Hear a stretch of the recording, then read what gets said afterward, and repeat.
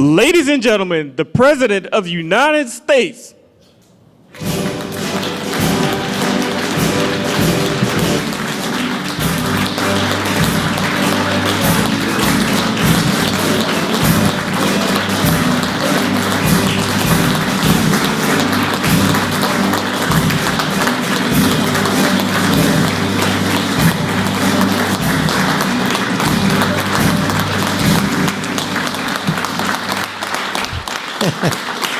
Thank you. Thank you very much. That was quite a formal entrance. I thought we were just going to sit down and talk a little bit. We talk about exactly 1 year ago we had that big, beautiful victory. Exactly 1 year.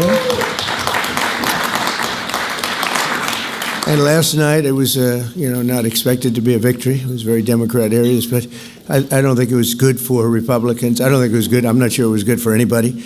But we had an interesting evening, and we learned a lot, and we're going to talk about that, and I'll say a few remarks, and then after that I'll ask the press to leave. The press has been very, very nice to us the last couple of months. They were great to us in terms of the foreign visits with China, Japan, South Korea, Malaysia, and they were actually terrific. So I want to thank you for that. I'm sure you'll get back to your normal ways soon. But we did a great job over in China. And we've done a great job in turning off wars. We stopped 8 wars. And we have 1 to go, as you probably know, and that'll get stopped also. But we've done a great job, so it's really been an honor to do it, and I did it with many of the people in this. We did the great, big, beautiful bill, and it's the greatest thing we could have done. And the smartest thing with John and our Speaker of the House, who's so good, Mike Johnson, we did all in one bill. If we didn't, John, it would be a problem because, we would have gotten a small piece passed. A lot of people wanted to do that. A lot of people in the room wanted to do that. They went along with me and John and everybody, and we got this thing passed. Honestly, it's 4 years' worth of goodies. No tax on tips, no tax on Social Security, no tax on, think of it, no tax on overtime. It's an unbelievable tax cut for the workers and for business, where business is going to create jobs, and we're creating jobs at levels that nobody's ever seen before. All these things are good. We have to be able to get the word out. If we don't get the word out, we're making a very big mistake. So I have this long, beautiful, and very boring speech. I won't bother reading it, but because we can just start talking, and I think it's very important. We have to get the country open, and the way we're going to do it this afternoon is to terminate the filibuster. And it's possible you're not going to do that. And I'm going to go by your wishes. You're very smart people. We're good friends. But I think it's a tremendous mistake, really. It would be a tragic mistake, actually. It's time. It's time. If I thought they weren't going to approve, I'd sort of be with you. I'd be fine. I'd be neutral to with you. But knowing that they're going to pass it as soon as they get any semblance of control, they'll pass it first thing. Then it's like we have to do it first. And we have 2 years, and we'll end up with 2-3 years, and we'll have this country so perfect. We will have passed more legislation than any Congress and any group of senators or a group of congressmen. And we will get it through. They'll send it to us. We'll send it to them. It'll be a beautiful machine. Otherwise, we're just going to sit around and argue with these people all day long, and they're highly unrealistic.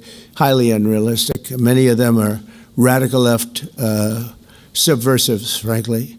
So I want to thank everybody, and we're going to talk, and I want to thank the press for treating us so really well for that foreign trip. It was we had just an amazing meeting. Don't forget, 2 months ago, it looked like the whole world was in trouble over rare earth. And that's no longer even a subject that people talk about. It was all worked out very quickly. Without tariffs, I couldn't have done it. I put a 100% tariff on China. As soon as I heard it, within 20 minutes, I put a 100% tariff on China, on President Xi, who's really a friend of mine, as much as he can be a friend. He's a tough man. He's a tough man. Smart man, actually. Very smart. The press doesn't like it when I call him very smart. They think I'm not supposed to call him smart. But he leads 1.4 billion people without question. In fact, during the meeting, we were there. A couple of you were there, and some of you saw it. So he's here, and he's got about 6 people on each side. And every one of those people was standing like this. They were at attention. And I made a comment to one of them, and I got no response. I said, are you going to answer me? I got no response.